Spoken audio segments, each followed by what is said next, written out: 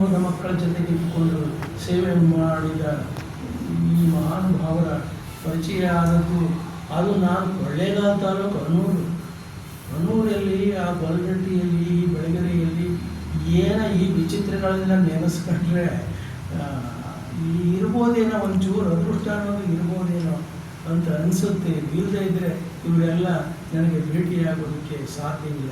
ಇಷ್ಟೆಲ್ಲ ಆದಮೇಲೂ ಕೂಡ ಈಗ ಸ್ಟೋನಿ ಗ್ರೂಪ್ ನ್ಯೂಯಾರ್ಕ್ನಲ್ಲಿ ಪ್ರೊಫೆಸರ್ ಆಗಿರುವ ಶ್ರೀಧರ್ ಅವರು ಹಿಂಗೇ ಹುಡುಕೊಂಡು ಬಂದು ನೀವು ಕುಮಾರವ್ಯಾಸನ ಚೆನ್ನಾಗಿ ಓದ್ಕೊಂಡಿದ್ದೀರಿ ಅಂತಲ್ಲ, ಸ್ವಲ್ಪ ನಮಗೆ ಭಾಷಾಂತರ ಮಾಡ್ತಾ ಇದ್ದೀವಿ, ಕುಮಾರವ್ಯಾಸ 2,500 ಪದ್ಯಗಳನ್ನು ಸ್ವಲ್ಪ ಸಹಾಯ ಮಾಡೋಕ್ಕಾಗುತ್ತಾ ಅಂತ ಕೇಳಿದ್ರು. ಮಾಡ್ತೀನಿ ನಾನು ಓದಿದ್ದೆ, ಕುಮಾರವ್ಯಾಸನ ತಕ್ಕ ಮಟ್ಟಿಗೆ ಓದಿದ್ದೆ, ಇನ್ನು ಅದರ ಹಿನ್ನೆಲೆ ಬೇಡ, ಆಯಿತು ಮಾಡೋಣ ಅಂತ ಶುರು ಮಾಡಿದ್ವಿ. ಅದು ಶುರು ಮಾಡಿ 8-9 ವರ್ಷ ಆಯಿತು. ಮೊದಲನೇ ವಾಲ್ಯೂಮ್ ಪ್ರಕಟವಾದದ್ದು ಹಾರ್ವರ್ಡ್ ಯೂನಿವರ್ಸಿಟಿ, ವಿಶ್ವದ ಸರ್ವಶ್ರೇಷ್ಠ ವಿಶ್ವವಿದ್ಯಾಲಯ ಹಾರ್ವರ್ಡ್ ವಿಶ್ವವಿದ್ಯಾಲಯದಿಂದ ಅದರ ಮೊದಲನೇ ವಾಲ್ಯೂಮ್ ಪ್ರಕಟ ಆಗಿದೆ. ಈ ಕಡೆ ಕುಮಾರವ್ಯಾಸನ ಕನ್ನಡ ಪದ್ಯಗಳಿವೆ, ಷಟ್ಪದಿಗಳಿವೆ, ಈ ಕಡೆ ಇಂಗ್ಲೀಷ್ನಲ್ಲಿ. ಸೊ ಆ ಯೋಜನೆಯಲ್ಲಿ ನನ್ನನ್ನೂ ಸೇರಿಸ್ಕೊಂಡಿದ್ದಾರೆ.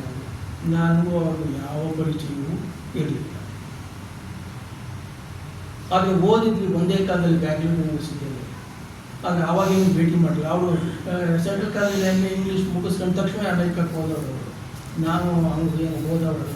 ಆದರೆ ಅವರು ಯಾವತ್ತೂ ಒಂದಿನ ಹೀಗೆ ಬಂದು ಕುಮಾರವ್ಯಾಸನಿಗೆ ಭಾಷಾಂತರ ಪ್ರಾಜೆಕ್ಟ್ ಮಾಡೋಣ ಅಂತ ಅಂದಾಗ ತುಂಬ ಸಂತೋಷ ಆಯಿತು ನನಗೆ.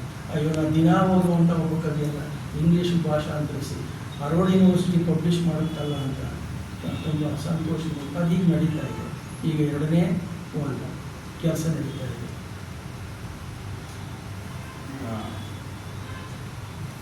ಹಳ್ಳರ ಹೇಳಿದ ಬಗ್ಗೆ ಮಾದೇವ ಅವರ ಒಳಗಳದಲ್ಲಿ ಕಡ್ಡಾಯ ಏನು ನಿರ್ವಾದು ಸಿಪ್ಪೆ ಎಲ್ಲ ಸುಟ್ಟಾಕ್ಬಿಡ್ತಾರೆ. ಹಾಗೆ ಈ ಉಪಮೆಗಳು ಇಮೇಜಸ್ಗಳನ್ನ ಸೃಷ್ಟಿ ಮಾಡುವಾಗ ಏನಾದರೂ ಭವಿಷ್ಯದ ಬಗ್ಗೆ ಚಿಂತನೆ ಯಾರಿಗೆ ಅಂದರೆ ಲೇಖಕ ಒಂದು ಮೌಲ್ಯವನ್ನು ಕೊಡುವಂಥ ಸಾಮರ್ಥ್ಯ ಕೊಡಲೇಬೇಕು. ಉದಾಹರಣೆಗೆ ತೋರೋರ್ನ ಶ್ರೀ ನರಸಿಂಹಯ್ಯ ಎಷ್ಟು ಇಷ್ಟಪಡ್ತಿದ್ರು ಅಂದರೆ ಅದೊಂದು ಜೀವನ ಶೈಲಿಗೆ ಪೂರಕವಾದಂಥ ಒಂದು ಸಾಮರ್ಥ್ಯ ಇರುತ್ತೆ. ಈಗ ನೀವು ಪ್ರಸ್ತುತ ಕಾಲದ ಕಳ್ಳರು, ರಾಜಕಾರಣಿಗಳು, ಸಾಮಾಜಿಕ ಪರಿಸ್ಥಿತಿಗೆ ನೀವು ಹೋಲಿಸ್ತಿದ್ವಿ. ಆಗ ಈ ಕಳ್ಳತನ ಮಾಡೋರಿಗೆ ಅನೇಕ ತರನಾದಂಥ ಧೈರ್ಯ ಬರ್ತದೆ. ಸಮಾನಾಂತರ ಬೆಳೆದಾದರೆ ಒಬ್ಬ ಸಾಲ ಮಾಡೋರಿಗೆ ಅಹಂಕಾರ ಇರಲ್ಲ, ಸಾಲ ಕೊಟ್ಟೋಗಿರುತ್ತೆ. ಒಬ್ಬ ಬರಹಗಾರ ಬರೆದಾಗ ತಪ್ಪಿಸ್ಕೊಂಡಾಡ್ತಾರಲ್ಲ ಸಾಲ ತಗೊಂಡೋರು, ಅಲ್ಲಿ ಆ ಬಣ್ಣದೇಗ ಅಂತಲೂ ಹೇಳೋದು ಉಪಮೆಗಳು ಇಮೇಜನ್ನು ಮಾಡೋದು ತಾನಾಗೆ ಬರುತ್ತೆ. ಅಥವಾ ಅವರ ಜೀವನ ಕ್ರಮವನ್ನು ಅನ್ವಯಿಸಿರ್ತಾರೆ ಅವರ ಎಕ್ಸ್ಪೀರಿಯನ್ಸ್. ನೋಡಿ, ನೀವು ಸರಿಯಾದ ಪ್ರಶ್ನೆಗೆ ಇದ್ರ ಬಗ್ಗೆ ನಾನು ಮಾತಾಡೋದು ಬೇಡ ಅಂದ್ಕೊಂಡಿದ್ದೆ. ನೀವು ಆದರೂ ಈ ಪ್ರಶ್ನೆಗಳನ್ನು ತಂದಿಟ್ರಿ. ಇನ್ನೊಂದು ಸಮಸ್ಯೆ ಇದೆ. ಭಾಷೆ ಹುಡುಕೋದು, ವಸ್ತು ಹುಡುಕೋದು, ಬರವಣಿಗೆಯ ಕ್ರಮ, ಸ್ಟೈಲು, ವಿನ್ಯಾಸ ಎಲ್ಲದರ ಜೊತೆಗೆ ಭಾಳ ಮುಖ್ಯವಾದದ್ದು ಒಂದಿದೆ. ಅದೀಗ ಅಂದ್ರಲ್ಲ ನೀವು ರೂಪಕ ಆಗಬೇಕು, ಇಮೇಜ್ ಆಗಬೇಕು, ಪ್ರತಿಮೆ ಆಗಬೇಕು ಅಂದ್ರಲ್ಲ, ಅದು ದೊಡ್ಡ ಹಿಂಸೆ. ನೀವು ಅದನ್ನು ಅದನ್ನು ಯಾರೂ ಮಾತಾಡೋಲ್ಲ, ಅದನ್ನು ಸಾಮಾನ್ಯ ಓದಿದ್ರೆ ಅವೆಲ್ಲ ಗೊತ್ತಾಗಲ್ಲ. ಈ ಇಮೇಜ್ ಆಗಬೇಕಲ್ಲ, ಅದು ಅಲ್ಲಿ ನಮಗೆ ತುಂಬ ಕಷ್ಟ ಬಂತು. ಭವಿಷ್ಯವನ್ನು ರೂಪಿಸುವಂಥ ಸಾಮರ್ಥ್ಯ ಅದು ಒಟ್ಟು ಕಾದಂಬರಿ ರೂಪಿಸುತ್ತದೋ, ಪ್ರಭಾವ ಬೀರುತ್ತದೋ, ಮಧ್ಯ ಅದು ರೂಪಕ ಆಗ್ತಾ ಹೋಗ್ಬೇಕಲ್ಲ. ಅದು ಕಾವ್ಯಮೀಮಾಂಸೆ ಅಥವಾ ಎಲ್ಲವನ್ನೂ ದಾಟಿದ್ದು, ಮೀರಿದ್ದು. ಅದು ರೂಪಕ ಆಗಬೇಕಲ್ಲ. ಅಮಾಸ ಎಂಬುದು ಅಮಾಸನ ಹೆಸರು, ಅಲ್ಲೇ ಶುರುವಾಗಿಬಿಡುತ್ತೆ. ಅದು ಅಮಾವಾಸ್ಯೆ ಬದುಕಿದವರು ಯಾರು ಅಂತ ಹೋಗುದು. ಇಡೀ ಶತಮಾನಗಳ ಕಾಲ ಕತ್ತಲೆಯಲ್ಲಿ ಬದುಕಿದವರು ಯಾರು ಅಂತ ಪ್ರಶ್ನೆ ಬಂದಿರ್ತಾರೆ. ಬರೀ 3 ಪದ, ಅಮಾಸ ಎಂಬುದು ಅಮಾಸನ ಹೆಸರು.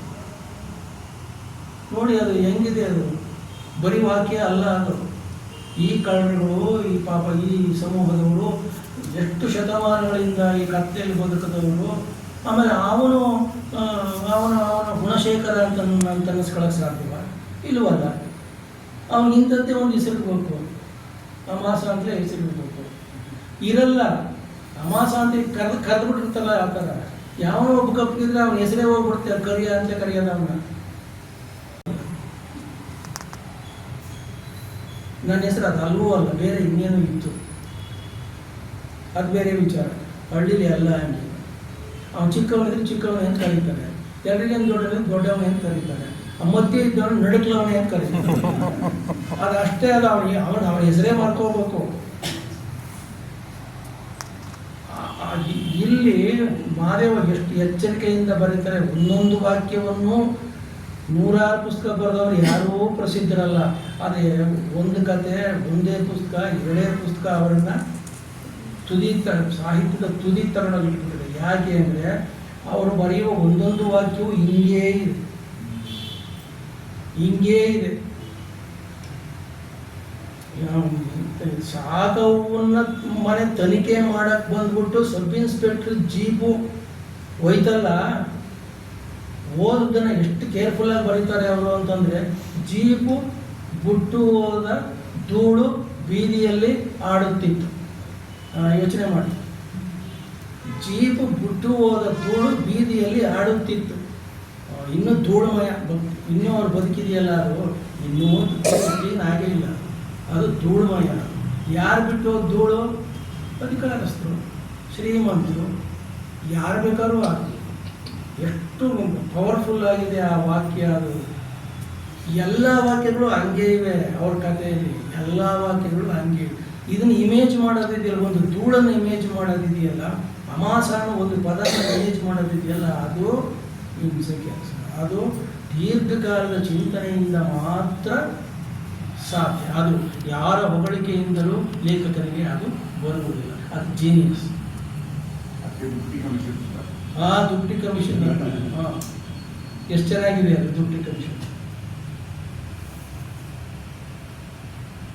ಆಮೇಲೆ ಅಲ್ಲಿ ತಿಂದ್ಬಿಟ್ಟು ಕಡಲೆ ಕಮಿಷನ್ ಅಲ್ಲೇ ಬಿದ್ದಿಗೆ ಹಾಕ್ಬಿಡು. ಹಂಗಾದ್ರೆ ಅವರೆಲ್ಲ ಎದುರ್ಕತ್ತಾರ ಅಂದರೆ ಎದುರವರ ಅವರು? ಇಲ್ಲವಲ್ಲ, ಎದುರವರು ಅಲ್ಲ, ಅವರು ಎದುರಲ್ಲ. ಅವರು ಭಾಳ ಧೈರ್ಯಸ್ಥರು ಮತ್ತು ತುಂಬ ಶಕ್ತಿ ಇರೋರು. ಕೆಲಸ ಮಾಡೋದ್ರಲ್ಲೇ ಆಗಲಿ, ಸಮಾಜವನ್ನು ಎದುರಿಸಿ ಬದುಕಬೇಕಲ್ಲ, ದಿನನಿತ್ಯ ಬದುಕನ್ನು ಎದುರಿಸಿ ಬದುಕಬೇಕಲ್ಲ, ಅದು ಧೈರ್ಯ ಅಲ್ವ? ಅದು ಜಗಳ ಆಡೋದನ್ನ ಧೈರ್ಯ ಅಂತ ನಾನು ಹೇಳ್ತಿಲ್ಲ, ನಾನು ಎದುರಿಸಿ ಬದುಕಬೇಕಲ್ಲ, ಅದು ದೊಡ್ಡದು. ಅದನ್ನು ಮಾದೇವ ಭಾಳ ನನಗೆಲ್ಲಕ್ಕಿಂತ ಚೆನ್ನಾಗಿರೋ ಕಥೆ ಅಂದರೆ ಮೂಡಲ ಸೀಮೆಯಲ್ಲಿ ಕೊಲೆಗೆಲೆ ಉಂಟಾಗಿ, ಕೊಲೆಯೇ ಇಲ್ಲ, ಬಟ್ ಆಟ ಇಟ್ಟಿದ್ದಾರೆ. ಬಟ್ ದಿನ ಕೊಲೆ ಆಗ್ತಾ ಇದೆ ಈ ಲೋಕದಲ್ಲಿ. ಪಾದಯಾತ್ರೆ ಬಗ್ಗೆ ಅದಕ್ಕೆ ರೂಪಕಗಳಿಗೆ ಹೊಂದಿದಂತ ಇದೆ ಸ್ನೇಹ. ಕಾಲಯಾತ್ರೆ ಓದಿದಾಗ ಕಾವ್ಯಗುಣ ಬಹಳ ಸೆಳೀತು ನನ್ನನ್ನು. ಅಂದರೆ ಮಾನವೀಯತೆ ಸ್ಮಶಾನದಲ್ಲಿ ಜೀವಂತವಾಗಿರೋದು, ಮತ್ತು ಸತ್ಯ ತಿಳಿದ ಜೀವಿ ಮೂಕವಾಗಿರೋದು, ಮುಗ್ಧನ ಮೊದಲ ಮಾತುಗಳಿಗೆ ಜನ ಬೆಲೆಯೇ ಅರ್ಥ ಕಲ್ಪಿಸೋದು, ಮತ್ತು ನಿರ್ಧನಿಕರು ಅಂತ ನಾವು ಯಾರು ಅಂದ್ಕೊಂಡಿರ್ತೀವಿ ಅವರು ಅಕ್ಷರ ಸಿರಿಯ ಮಹತ್ವವನ್ನು ಅರಿಯುವಂಥದ್ದು ಯೋಚಿಸಿದಷ್ಟು ರೂಪಕಾತ್ಮಕವಾಗಿದೆ ಈ ಕಾದಂಬರಿ. 100 ಪುಟದ ಕಾದಂಬರಿ ಅಷ್ಟೇ. ಈ ಕಥಾ ಸಂವಿಧಾನ ನಿಮಗೆ ಹೊಡೆದಿದೆ. ಅದೇ ಇದೇ ಕಸರತ್ತು. ಕಾಲ ಅನ್ನೋದೇ ಪುಸ್ತಕದ ರೂಪಕಾರ. ಕಾಲ ನಡ್ಕೊಂಡು ಹೋಗೋರು ಅಲ್ವಾ? ಕಾಲಿನ ಯಾತ್ರೆ. ಕಾಲ ಟೈಮ್ ಆಗ್ಬೋದಾ? ಕಾಲ ಅಂದರೆ ಟೈಮ್ ಆಗ್ಬೋದಾ? ಆಮೇಲೆ ಇನ್ನೊಂದು ಕಾಲ ಯಮಧರ್ಮರಾಯ ಅಲ್ವಾ? ಸೊ ಕಾಲ ಯಾತ್ರೆ, ಯಮಧರ್ಮರಾಯನ ಯಾತ್ರೆ, ಕಾಲಿನ ಯಾತ್ರೆ, ಸಮಯದ ಯಾತ್ರೆ, ನೀವೇನು ಅಲ್ಲೇ ಶುರುವಾಗುತ್ತೆ. ಅಲ್ಲೇ ಶುರುವಾಗಿ ಅದು ವಲಸೆ ವಸತಿ. ಈ ಬೆಂಗಳೂರಿಗೆ ಬಂದ್ಬಿಡ್ತಾರಲ್ಲ, ಉತ್ತರ ಕರ್ನಾಟಕ, ಅಯ್ಯೋ ಏನ್ರಿ ಇನ್ನು ಮತ್ತಿರುಗಿ ನಾನು ಇದನ್ನು ಶುರು ಮಾಡಬೇಕು, ಇದಕ್ಕೆ ನಾನು ಸರ್ಕಸ್ ಮಾಡಿದ್ದು ಗುಲ್ಬರ್ಗಾದ ಬಸ್ ಸ್ಟ್ಯಾಂಡಲ್ಲಿ ನಿಂತಿದ್ದೆ ನಾನು, ಅಲ್ಲ ರೈಲ್ವೆ ಸ್ಟೇಷನ್ ನಿಂತಿದ್ದೆ, ಜನರಲ್ ಬೋಗಿ ಹತ್ರ ನಿಂತಿದ್ದೆ. ಆ ಬರೋ ರೈಲ್ ಹತ್ತಕ್ಕೆ ರೆಡಿಯಾಗಿದ್ರಲ್ಲ ಈ ಪಾಪ ಇವರು ಬೆಂಗಳೂರು ಬಂದ್ಬಿಟ್ಟು ಏನೋ ಪೊಲೀಸಿ ಬದುಕೊಡ್ತೀವಿ ಅಂತ ಗಂಟು ಮೂಟೆ ಹೆಂಗಸರು ಮಕ್ಕಳು ಎಲ್ಲ ಬೆಂಗಳೂರು ಬಂದು ಎಲ್ಲಿರಬೇಕು ಅಂತ ಗೊತ್ತಿಲ್ಲ ಅವ್ರಿಗೆ. ಈಗ ನಾವು ಬೆಂಗಳೂರಿಗೆ ಹೋಗ್ತೀವಿ ಅಂದರೆ ಯಾವ ಆಫೀಸಲ್ಲಿ ಮೀಟಿಂಗು, ಎಲ್ಲಿ ಗೆಸ್ಟ್ ಹೌಸು, ಎಲ್ಲಿ ಉಳಿಸ್ತೀರಿ, ಯೂನಿವರ್ಸಿಟಿ ಗೆಸ್ಟ್ ಹೌಸಾ, ಸರ್ಕಾರಿ ಗೆಸ್ಟ್ ಹೌಸಾ, ಕುಮಾರಕೃಪಾ ಗೆಸ್ಟ್ ಹೌಸ್, ನಮ್ಮ ಲೆಕ್ಕಾಚಾರ ಇದು ಎಲ್ಲ ಗಂಟು ಮೂಟೆ ಎಲ್ಲ ಕಟ್ಕೊಂಡು ಅವರು ಥರ್ಡ್ ಕ್ಲಾಸ್ಗೆ ಹೋಗಿ ಹತ್ತೋಕೆ ರೆಡಿಯಾಗಿದ್ದು ನೋಡಿ ನನಗೆ ದಿಗ್ಭ್ರಮೆ ಆಗಿದೆ. ಆಯಿತು, ನಾನು ಅದೇ ಟ್ರೈನಿಗೆ ಹತ್ತಿ ಬೆಳಿಗ್ಗೆ ಬೆಂಗಳೂರು ಇಳಿದು ಮತ್ತು ಅದನ್ನೆಲ್ಲ ಒಬ್ಬೊಬ್ಬರು ಒತ್ಕೊಂಡು ಹೆಂಗಸ್ ಒಂದಟ್ಟು, ಹೆಂಗಸರಿಗೆ 2 ವಾರ ತಲೆ ಮೇಲೆ ಒಂದು, ಆಮೇಲೆ ಮಗು ಇದು ಎಲ್ಲಿ ಹೋಗ್ತಾರೆ ಇವರು ಅಂತ ನನಗೆ, ಇವ್ರು ಎಲ್ಲಿ ಹೋಗ್ತಾರೆ ಅಂತ. ನಾನು ಬಸ್ ತೆಗೆದ್ಬಿಟ್ಬಿಟ್ಟು ಸಿಟಿ ಬಸ್ ತೆಗೆದ್ಬಿಟ್ಟು ಅವ್ರ ಹಿಂದ್ಗಡೆ ಅವ್ರು ಮಾತಾಡಿಸ್ಕೊಂಡು ಎಲ್ಲಿಗೆ ಹೋಗ್ತೀರಿ, ಓರ್ಮಂಗಲ್ಗೆ ಹೋಗ್ತೀರಿ ಸ್ವಾಮಿ, ಅಲ್ಲೇನು ಅಲ್ಲಿ ಬಿಲ್ಡಿಂಗ್ ಕಟ್ತಾರೆ ಸ್ವಾಮಿ, ದಿನಕ್ಕೆ 500 ರೂಪಾಯಿ ಕೂಲಿ ಸ್ವಾಮಿ, ಆಮೇಲೆ ಅಲ್ಲಿ ಉಳ್ಕೊಳ್ಳೋಕ್ಕೆ ಕಟ್ಕೋತೀವಿ ಸ್ವಾಮಿ, ಇಟ್ಟಿಗೆ ಕಟ್ಕೋಬೇಕು.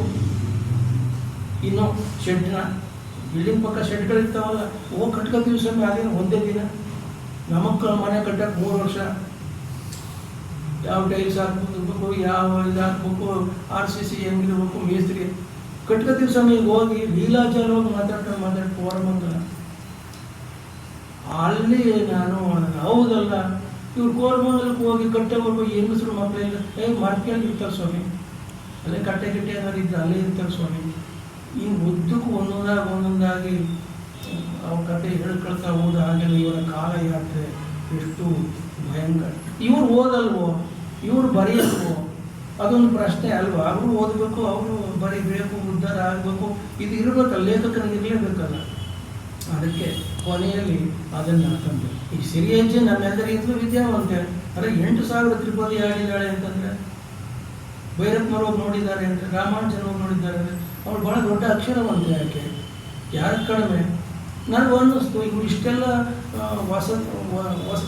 ವಸತಿ ಹುಡುಕೊಂಡು ವಲಸೆ ಹೋಗ್ತಾ ಇವರು ಎಲ್ಲೋ ಕೂತು ಕಲಿಯೋಕ್ಕೂ ಪ್ರಯತ್ನ ಮಾಡ್ತಾರೆ, ಇಲ್ಲ ಅವ್ರದ್ದೇ ಪದ ಹೇಳೋಕ್ಕೂ ಟ್ರೈ ಮಾಡ್ತಾರೆ, ರಾತ್ರಿ ಹೊತ್ತು ಕೂತ್ಕೊಂಡು ಪದ ಹೇಳೋಕ್ಕೂ ಟ್ರೈ ಮಾಡ್ತಾರೆ ಅವರು.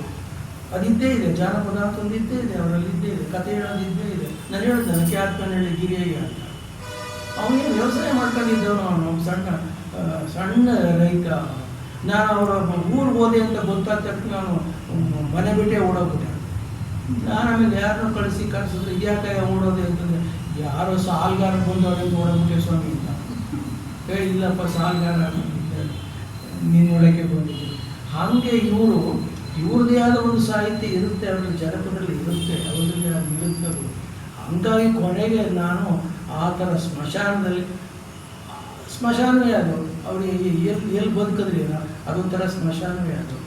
ಆಮೇಲೆ ಸತ್ರ ಬೆಲೆ ಇಲ್ಲ. ಆ ಮಧ್ಯೆ ಒಬ್ಬ ಲಾಡ್ ಸಾಬ, ಅಲ್ಲಾ ಬಕ್ಷ ಲಾಡ್ ಸಾಬ ಅಂತ ಅವ್ನು ಮಾತಾಡಕ್ಕೆ ಬರಲ್ಲ, ತೊಗಲು. ಅವ್ನು ಇವ್ರ ಜೊತೆ ಸೇರ್ಕೊಂಡು ಹುಡುಗ ಬಂದ್ಬಿಟ್ಟಿದ್ದ. ಇವ್ರು ಬೇರೆ ಅವ್ರ ಜೊತೆ ಯಾವ ನಂಬಿಕೆ ಮೇಲೆ ಹೋಗ್ತಾ ಇದ್ದಾನಪ್ಪ ಇವನು. ಅಲ್ಲೇನು ಹಿಂದೂ ಮುಸ್ಲಿಂ ಏನೂ ಇಲ್ಲ, ಏನೂ ಗೊತ್ತಿಲ್ಲ. ನೀವು ಬದುಕಕ್ಕೆ ಹೋರಾಟ ಮಾಡೋಕ್ಕೆ ಶುರು ಮಾಡಿದಾಗ ಏನು ವೇದ ಉಪನಿಷತ್ತು ಈ ಧರ್ಮ ಮಠ ಏನು ಬರೋದು ಅದು ಬದುಕಾಯ್ತು. ಯಾವತ್ತು ಹುಟ್ಟಿಸ್ಬೇಕು ಆವತ್ತು ತಿನ್ನಬೇಕು, ಅದು ದೊಡ್ಡ ಧರ್ಮ. ಅಲ್ಲೊಬ್ಬ ಹುಡುಗ ಅಲ್ಲ ಬಕ್ಷಲಾಡ ಸಾಬ ಅಂತ ಇವ್ರ ಜೊತೆ ಹೋಗ್ತಿದ್ದ, ತಂದೆಯಿಂದ ತಾಯಿಯಿಂದ. ಅವನ ಕ್ಯಾರೆಕ್ಟರ್ನ ಅವನು ಯಾವುದೋ ಒಂದು ತತ್ವಪದ ಹೇಳ್ತಾನೆ. ಅವನು ಯಾವುದೋ ಕುದುರೆ ತಂದೆ, ಒದಿರುವ ಕುದುರೆ, ಜೀವನವಿಲ್ಲದ ಕುದುರೆ, ಹಿಂಗೆಲ್ಲ ಏನೋ ಇದಕ್ಕೆ ಏನರ್ಥ ಅಂತ ಕೇಳ್ತಾನೆ ಅವನು. ಆ ಡ್ರೈವರ್, ಆ ವಲಸೆ ಬರೋ ಈ ಥರದ ಕಥೆ ಅದು ಒಂದು 2-3 ವರ್ಷದಲ್ಲಿ ಬರೀ 100 ಪುಟ ಮಾತ್ರ ಇದೆ. ಅದು ಸಂಗೀತ ಪ್ರಕಾಶದವರನ್ನು ಪ್ರಕಟಿಸಿದ್ದಾರೆ. ಅದು ಈಗ 3ನೇ ಮುದ್ರಣವು ಏನು ಕಾಲಯಾತ್ರೆ. ಇಂಥ ಕಾಲಯಾತ್ರೆ ನಮ್ಮ ನಡುವೆ ಈಗಲೂ ಕೂಡ ಅಸಂಖ್ಯಾತವಾಗಿದೆ. ಅದು ಲೆಕ್ಕಕ್ಕೆ ಸಿಗದೆ ಇರೋದು. ಈ ಸಿದ್ದರಾಮಯ್ಯನವ್ರ ಜಾತಿ ಗಂಟಿಗೆ ಸಿಗಲ್ಲ, ಖಂಡಿತ ಏನು ಮಾಡಿದ್ರು ಸಿಗಲ್ಲ. ನೀವು ಹಿಂದಿಂದ ಹೋದ್ರೆ ಮಾತ್ರ ಸಿಗೋದು. ನಮ್ಮ ಅಧಿಕಾರಿಗಳು ಹಿಂದಿಂದ ಹೋದಲ್ಲ ಹುಡುಕೊಂಡು, ಮನೆಯವ್ರನ್ನೇ ಬರ್ಕೊಳ್ಳಲ್ಲ, ಇನ್ನು ಹಿಂದಿಂದ ಹೋಗಿ ಏನು ಬರ್ಕೊಳ್ತಾರೆ. ಇಂಥವು ಭಾರತದಲ್ಲಿ ಅಸಂಖ್ಯಾತವಾಗಿದೆ. ಆಮೇಲೆ ಏನ್ರಿ ನಾನು ಹೇಳ್ಕೊಳ್ಳೋದೇನು ಅಂದರೆ ಈ ಬಸವಣ್ಣವರು, ಈ ಚನ್ನಬಸವಣ್ಣವರು ಇಂಥ ಮಹಾನುಭಾವರ ಕಾರಣಕ್ಕೋಸ್ಕರ ಕರ್ನಾಟಕ ಸ್ವಲ್ಪ ಸುಭಿಕ್ಷವಾಗಿದೆ. ನೀವೆಲ್ಲ ಅಲ್ಲವರು ನೀವು ಉತ್ತರ ಭಾರತ ಅಲ್ಲಿ ಇಲ್ಲಿ ಎಲ್ಲ ಓಡಾಡಿರ್ಬೇಕು. ನಮ್ಮ ಪ್ರೊಫೆಸರ್ಗಳೆಲ್ಲ ಇಲ್ಲಿದ್ದಾರೆ, ಜಗನ್ನಾಥ್ ಅವರೆಲ್ಲ ಇದ್ದಾರೆ, ರಾಮಸ್ವಾಮಿ ಅವರಿದ್ದಾರೆ, ಅವ್ರು ಮ್ಯಾಥಮೆಟಿಕ್ಸ್ ಪ್ರೊಫೆಸರ್ ಅವರು, ಬೇರೆ ಬೇರೆ ದೇಶಗಳಿಗೆಲ್ಲ ಹೋಗಿ ಬಂದವರು. ಉತ್ತರ ಭಾರತದಲ್ಲಿ ಇರೋ ಬಡತನ ಇದೆಯಲ್ಲ, ಅದು ಕಣ್ಣಲ್ಲಿ ನೋಡೋಕ್ಕಾಗಲ್ಲ. ಕರ್ನಾಟಕ ಸುಭಿಕ್ಷವಾಗಿದೆ. ಯಾಕೆ ಅಂದರೆ ಬಸವಣ್ಣವರಂಥ ಮಹಾನುಭಾವರು ಆಗಲೇ ಬಂದು ಇಲ್ಲಿ ಏನೇನೋ ಆಗಬೇಕು, ಇಲ್ಲಿನೂ ಈ ಜೀವನ ಸರಿ ಹೋಗ್ಬೇಕು, ಹಸನ ಆಗಬೇಕು ಅಂತ ಹೋರಾಟ ಮಾಡಿದವರು. ಅದಾದಮೇಲೆ ಎಷ್ಟೋ ಜನ ಬಂದು ತೋಟದ ಸಿದ್ಧಲಿಂಗಯ್ಯ ಅಂತ ಮಹಾನುಭಾವರು ಯಾರ್ಯಾರೋ ಬಂದು ಇದನ್ನು ಉದ್ಧಾರ ಮಾಡುವ ಪ್ರಯತ್ನವನ್ನು ಆಮೇಲೂ ಸ್ವಾತಂತ್ರ್ಯ ಹೋರಾಟದ ಸಂದರ್ಭದಲ್ಲಿ ಅವರೆಲ್ಲ ಸ್ವಾತಂತ್ರ್ಯ ಹೋರಾಟ ಒಂದೇ ಅಲ್ಲ, ಗಾಂಧಿ ಅಂಥವ್ರಿಗೆಲ್ಲ ಇದ್ದಿತ್ತು. ಸರ್ದಾರ್ ವಲ್ಲಭಾಯ್ ಪಟೇಲ್ರಿಗಾಗಲಿ, ಗಾಂಧಿಗಾಗಲಿ, ಇನ್ನಿತರಿಗಾಗಲಿ, ದಾದಾಬಾಯಿ ನವರೋಜಿಗಾಗಲಿ, ಗೋಖಲೆಗಾಗಲಿ ಈ ದೇಶ ಉದ್ಧಾರ ಆಗಬೇಕು ಅನ್ನೋದು ಕೂಡ ಇತ್ತು. ಆದರೆ ಕರ್ನಾಟಕ ಇದ್ದುದರಲ್ಲಿ ನಾನು ನೋಡಿದ ಮಟ್ಟಿಗೆ ಸ್ವಲ್ಪ ಸರಿ ಇದೆ, ಅದು ಅನ್ನ ಬಟ್ಟೆಗೆ ದಾರಿ ಇದೆ. ನೀವು ಉತ್ತರ ಭಾರತ ನೋಡಿಬಿಟ್ರೆ ಇದೇನು ಮನುಷ್ಯರು ಬದುಕಾದ ರೀತಿಯ ನನ್ನ ಕಾಲಯಾತ್ರೆ ಅನ್ವಯ ಆಗೋದು ಉತ್ತರ ಭಾರತ. ಅದು ನನ್ನ ತಲೆಗೆ ಉತ್ತರ ಭಾರತದ ಆ ಬದುಕು, ವಲಸೆಯ ಬದುಕು ಕೂಡ ನನ್ನ ಮನಸ್ಸಿನಲ್ಲಿದೆ. ಕಾಲಯಾತ್ರೆ ಬರೆಯುವ ಸಂದರ್ಭ ಅದು ಕಾಲಯಾತ್ರೆ ಹೆಚ್ಚು ಕಮ್ಮಿ ಆದರೆ ಯಾವುದರವರಾಗಲೇ ಪರ್ಮನೆಂಟ್ ಮಾಸ್ ಕಾಲನ್ನು ಕೂಡ ಕರ್ಕೊಂಡು ಹೋಗ್ತಾರೆ. ಆ ಅರ್ಥದಲ್ಲಿ ಬರ್ಬೋದು.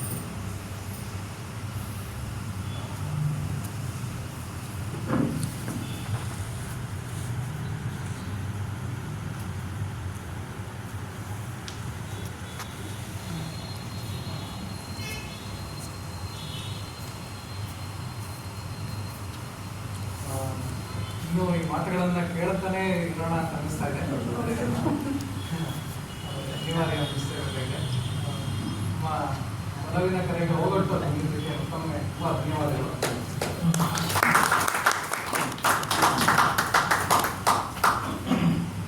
ಶ್ರೀ ರಾಮಸ್ವಾಮಿ ಅವರು ಸಮರ್ಪಣೆಯನ್ನ ಶ್ರೀ ಕೃಷ್ಣಮೂರ್ತಿ ಅವರು ಮಾಡಬೇಕಂತ ಮಾನಸಂಗೋತ್ರಿಯಲ್ಲಿ ಅವರು ನನ್ನ ಸಹೋದರರು. ನಾನು ಕನ್ನಡ ವಿಭಾಗ, ಅವರು ಲೆಕ್ಕಶಾಸ್ತ್ರ ವಿಭಾಗ, ಮ್ಯಾಥಮೆಟಿಕ್ಸ್ ಡಿಪಾರ್ಟ್ಮೆಂಟ್.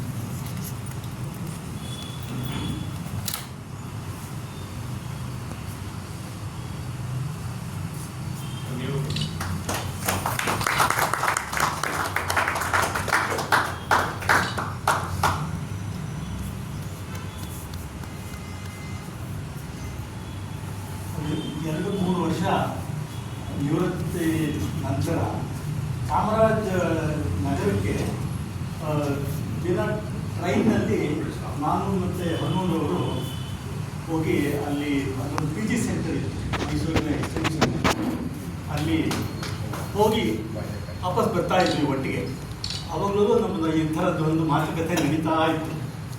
ಅವಾಗಲಿಂದ ನಮ್ಗೆ ಪರಿಚಯ ಆಗಿತ್ತು.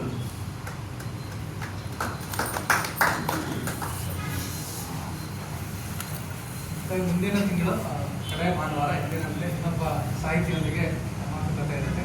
ಎಲ್ಲರೂ ಹೀಗೆ ಬನ್ನಿ, ಕಾರ್ಯಕ್ರಮನ ಯಶಸ್ವಿಗೊಳಿಸಿ. ನಮಸ್ಕಾರ.